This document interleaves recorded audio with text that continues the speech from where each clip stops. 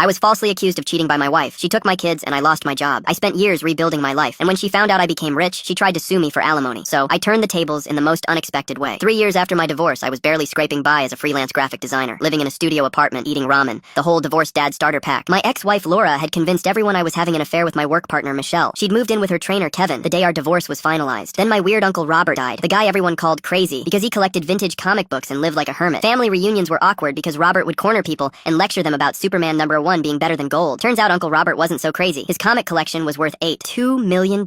A mint condition Superman #1 worth $3.2 million alone. I inherited everything. The local newspaper ran the story. By noon, my phone was buzzing like crazy. Within 48 hours, guess who called? Laura, who hadn't spoken to me in 6 months except through lawyers. Hey stranger, she purred, using that voice she used to get expensive dinners. I heard about your uncle. I'm so sorry for your loss. 2 years ago, she called him that smelly comic book weirdo. The kids have been asking about you, she continued. Maybe we could meet for coffee. Discuss their future now that your situation has changed. Translation: I smell money and want my cut. I agreed to meet at Brewster's where we had our first date. She showed up in a brand new BMW X5, designer handbag, fresh manicure, clothes that cost more than my monthly rent. Interesting upgrade for someone claiming financial struggles. You look good, she said with that fake smile. Success suits you. We ordered coffee. She got some $12 specialty drink. I got black coffee. The twins really miss you, she started. Rachel keeps asking why daddy doesn't take them on vacation. And Daniel wants Little League, but you know how expensive that is. Classic Laura manipulation, making me feel guilty about money. With your new situation, she continued, maybe we could work out better custody. The kids deserve to benefit from their father's good fortune. Then came her real play. Actually, I've been thinking about our divorce timeline. Some of those comics probably appreciated during our marriage. My lawyer thinks I might have a claim to a portion of the inheritance. I nearly choked. We'd been divorced for 2 years. Robert died 3 days ago. Laura, we've been divorced since 2021. Robert died Monday. She waved dismissively. But the collection existed during our marriage. Community property laws are complex. Her attorney. Of course she'd already consulted someone. You know what? I said, reaching into my jacket. Uncle Robert actually left something for you too. Her eyes lit up like a jackpot. She probably expected a valuable comic or check. I handed her an envelope with her name in Robert's handwriting. She tore it open eagerly. I watched her face change as she read. Confusion, shock,